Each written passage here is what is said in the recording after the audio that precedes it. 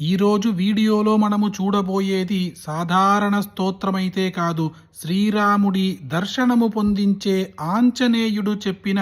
108 రామనామాల స్తోత్రము. ఈ స్తోత్రము మహాకవి లక్ష్మణాచార్యుడు రచించినట్లుగా కొన్ని చోట్ల చెప్పి ఉన్నా కానీ కలియుగములో ఆంజనేయ స్వామికి శ్రీరాముని దర్శనం కలిగించిన స్తోత్రం ఇది అని మన పురాణాల కథితం. ఓం బాలకాండ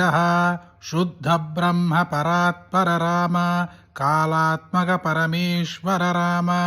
శేషతల్ప సుఖ నిద్రిత రామ బ్రహ్మాద్యమర ప్రార్థిత రామ చండకిరణ కుల మండన రామ శ్రీమద్దశరథ నందన రామ కౌసల్యా సుఖవర్ధన రామ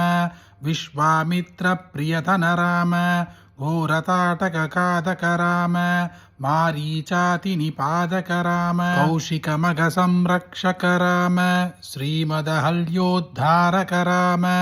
కౌతమ ముని సంపూజిత రామ సురమునివరగణ సంస్థుత రామ నావిక దావిదమృతుపద రామ మిథిలాపుర జన మోహక రామ విదేహమాన సరంజక రామ త్రయంబక కార్ముక పంచక రామ సీతార్పిత వర మాలిక రామ కృతవైవాహిక కౌతుక రామ భార్గవదర్ప వినాశక రామ శ్రీమదయోత్యాపాలక రామ రామ రామ జయ రాజా రామ రామ రామ జయ సీతారామ అయోధ్యాకాండ అగణిత గుణగణ భూషిత రామ అవనీతనయ కామిత రామ రాఘాచంద్ర సమానన రామ పితృవాక్యాశ్రిత కానన రామ ప్రియగుహ వినివేదిత పద రామ తత్కాలిత నిజ మృతుపద రామ భరద్వాజ ముఖానందక రామ చిత్రకూటాద్రినికేతన రామ దశరథ సంతత చింతిత రామ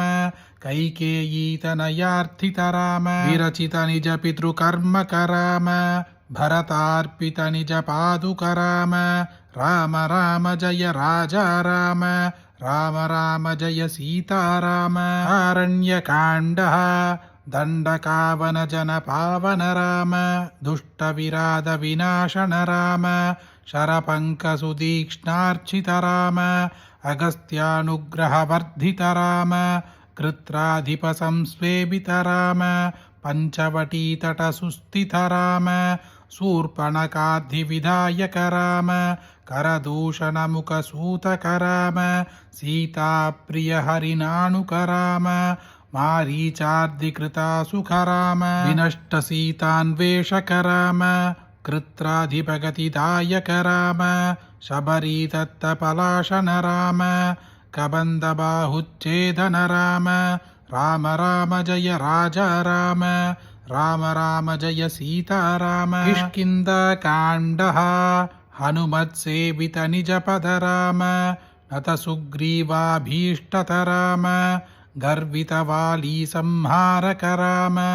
వానరధూత ప్రేషక రామ హితకర లక్ష్మణ సంయుత రామ రామ రామ జయ రాజా రామ రామ రామ జయ సీతారామ సుందరకాండ కపివర సంతత సంస్మృత రామ తద్గతి విఘ్నధ్వంసక రామ సీతా ప్రాణాధారక రామ దుష్టదశానన దూషిత రామ శిష్ట హనుమాద్భూషిత రామ సీతా వేదిత కాకావణ రామ కృతచూడామణి దర్శన రామ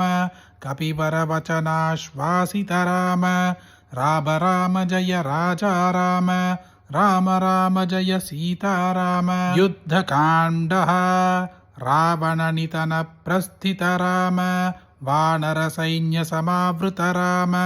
శోషిత సరితి శాస్తిత రామ విభీషణాభయదాయక రామ పర్వత సేతు నిబంధక రామ కుంభకర్ణ శిరచ్ఛేదక రామ రాక్షస సంఘ విమర్దక రామ అహిమహి రావణ చారణ రామ సంహృత దశముఖ రావణ రామ విధిభవముఖ సుర సంస్థుత రామ కస్థిత దశరథ వీక్షిత రామ సీతా దర్శన మోదిత రామ అభిషిక్త విభీషణ నత రామ पुष्पकयानारोहण राम भरद्वाजापि निषेवण राम भरतप्राणप्रियकर राम साकेतपुरीभूषण राम सकलस्वीयसमानत राम रत्नलसत्पीडास्थित राम पट्टाभिषेकालङ्कृत राम पार्वतीकुलसम्मानित राम विभीषणार्पितरङ्गक राम कीशकुलानुग्रहकर राम सकलजीवसंरक्षक राम समस्तलोकाद्धारक राम राम राम जय राजा राम राम राम जय सीताराम उत्तरकाण्डः आगतमुनिगणसंस्तुत राम विश्रुतदशकण्ठोद्भव राम सीतालिङ्गननिर्वृत राम नीतिसुरक्षितजनपद राम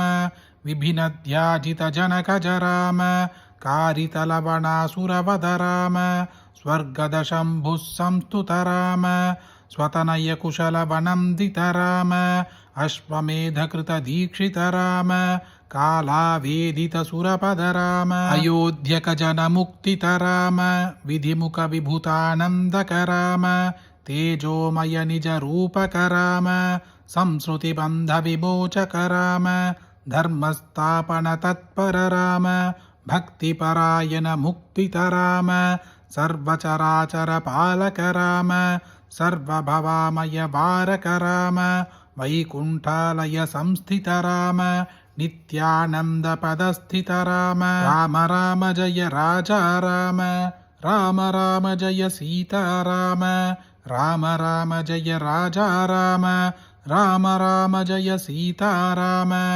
इति नाम రామాయణం సంపూర్ణం. సాక్షాత్తు సంపూర్ణ రామాయణములో ఉన్న బాలకాండము, అయోధ్యాకాండము, ఆరణ్యకాండము, కిష్కింతాకాండము, సుందరాకాండము, యుద్ధకాండము ఇంకా ఉత్తరాకాండములోని రామాయణ కథితముని స్తోత్రముగా 108 రామనామాలుగా రచించబడిన స్తోత్రమిది. మహాద్భుతమైన స్తోత్రం. ఒక్కసారి వింటే కూడా మీ కష్టాలన్నీ తీరిపోతాయి, మీ అప్పులన్నీ తీరిపోతాయి, మీ బాధలన్నీ తీరిపోతాయి, మీ రోగాలన్నీ నశించిపోతాయి. అలాంటి యొక్క అద్భుతమైన స్తోత్రం మీరొక్కరే వింటే సరిపోతుందా? మీకు తెలిసిన అందరికీ షేర్ చేయండి. ఈ వీడియోని లైక్ చేయండి. మళ్ళీ ఇంకొక వీడియోలో కలుద్దాం. జయ జయ శంకర, హర హర శంకర.